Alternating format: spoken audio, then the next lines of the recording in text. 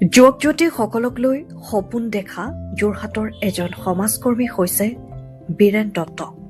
সমাজ উন্নয়নৰ লক্ষ্যৰে তেওঁ দীৰ্ঘদিন ধৰি বিভিন্ন গ্ৰামাঞ্চলত স্বাৱলম্বী অভিযান আগবঢ়াই আহিছে।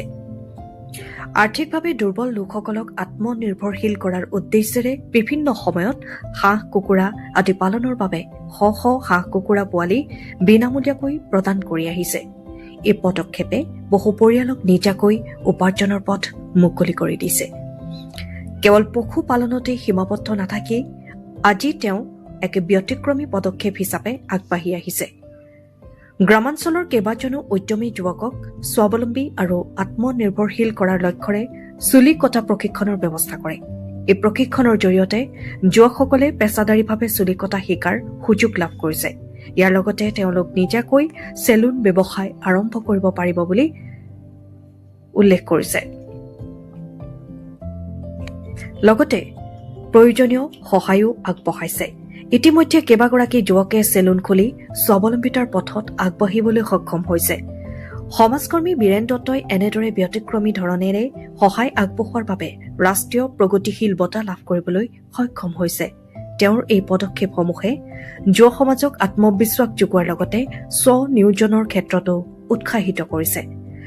আজি যোৰহাটৰ জিলা উদ্যোগ বাণিজ্যিক কেন্দ্ৰ উদ্যোগ পামস্থিত প্ৰশিক্ষণ কেন্দ্ৰত এক অনুষ্ঠানৰ মাজেৰে এইকেইগৰাকী যুৱকক চুলি কটাৰ বিভিন্ন প্ৰয়োজনীয় যন্ত্ৰপাতি প্ৰদান কৰা হয়। এই কাৰ্যসূচীয়ে গ্ৰামাঞ্চলৰ যুৱ সমাজৰ বাবে এক নতুন দিশ উন্মোচন কৰিছে। যোৰহাটৰ পৰা অনুপম বৰাৰ ৰিপৰ্ট, পোহৰ লাইভ। 2022-23 পৰা অসমীয়া গ্ৰাম্য যুৱকসকলক চেলুন কটা প্ৰশিক্ষণ আৰু চেলুন খুলি দি গ্ৰাম্য যুৱকসকলক স্বাৱলম্বী কৰাৰ পথত আজি আগবঢ়াই নি আছোঁ। মই 2023-24 25 চনৰ পৰা প্ৰায় যোৰহাট জিলাতে প্ৰায় 40-50জন যুৱকক এতিয়া কাম কৰি গৈ আছোঁ। চেলুন খুলি স্বাৱলম্বী দিশত আগুৱাই নি আছোঁ। প্ৰায় অসমৰ বিভিন্ন জিলাত কাইলৈ শিৱসাগৰতো এই অনুষ্ঠানটো কৰিম। তাতো প্ৰায় 10-11জন যুৱককো তেনেকৈ এই সন্মানটো মই প্ৰদান কৰিম।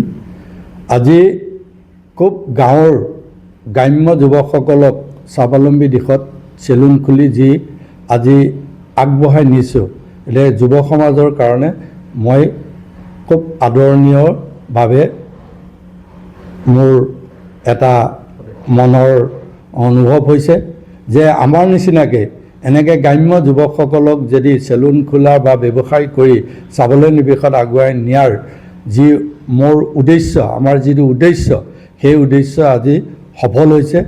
আৰু অনাগত ভৱিষ্যতো অসমৰ বিভিন্ন জিলাতো এই কাৰ্য অনুষ্ঠানবিলাক কৰি যাম আৰু নতুন যুৱ প্ৰজন্মক সহায় কৰি যোৱাৰ এক পৰিকল্পনা। যোৰহাটৰ প্ৰায় 700ৰ ওপৰত মহিলাসকলক স্বাৱলম্বী কৰি আগুৱাই নি আছোঁ আৰু লগতে কৃষিৰ ওপৰতো একেভাৱে মহিলা আৰু যুৱকসকলক কৃষি কৰ্মৰ প্ৰতি আগুৱাই নি আছোঁ। সেইখিনি সমাজৰ বাবে অতি আদৰণীয় পদক্ষেপ বুলি আজি মই ভাবিছোঁ আৰু অনাগত ভৱিষ্যতো এনেকৈ যুৱক মহিলাসকলক কাম কৰি যাবলৈ সক্ষম হ'ব। বীৰেন দত্ত আমাৰ নতুন প্ৰজন্মৰ এক গৌৰৱ। তেখেতে আমাক যিখিনি সহায় কৰিছে আমি বহুত সুখী হৈছোঁ আৰু আগতেও আমাক এনেদৰে কোনো সহায় কৰিবলৈ আগবাঢ়ি যোৱা নাই। এনেকৈ এখন মিটিং পাতি ধৰক আজি এই DIC অফিচত এনেধৰণে কোনো এজন মানুহে আমাক মাতি অনা নাই ইয়ালৈ। আজি ফাৰ্ষ্ট টাইম আহিছোঁ আৰু এই বীৰেন দত্তৰ দেৱৰ দ্বাৰাই আজি এই DIC অফিচটো মোৰ চিনাকি হৈছে। এতিয়া বহুত ভাল কাম কৰি আছে।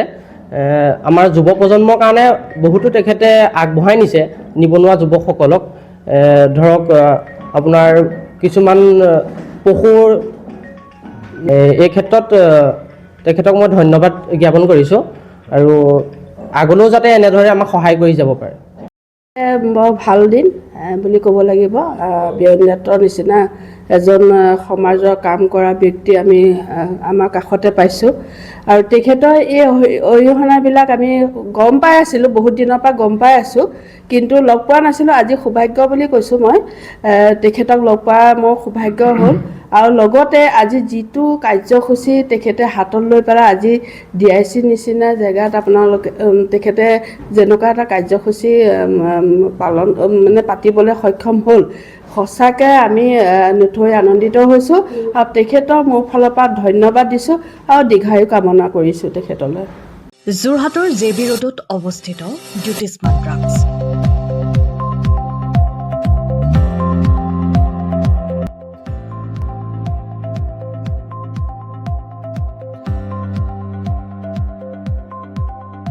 আপোনালোকৰ সেৱাত জ্যোতিষ্মান ড্ৰাগছ। আমাৰ ইয়াত শিশুসকলৰ লগতে প্ৰাপ্তবয়স্ক পুৰুষ মহিলাসকলৰ বিভিন্ন ৰোগৰ ঔষধ উপলব্ধ। পুৱা 9 বজাৰ পৰা নিশা 10 বজালৈ খোলা থকাৰ লগতে বিভিন্ন ঔষধ ৰেহাই মূল্যত উপলব্ধৰ ব্যৱস্থা। আপোনালোকৰ জৰুৰীকালীন সেৱাৰ বাবে জ্যোতিষ্মান ড্ৰাগছ। আমি সদায় সাজু। আমাৰ ঠিকনা JB ৰোড, যোৰহাট।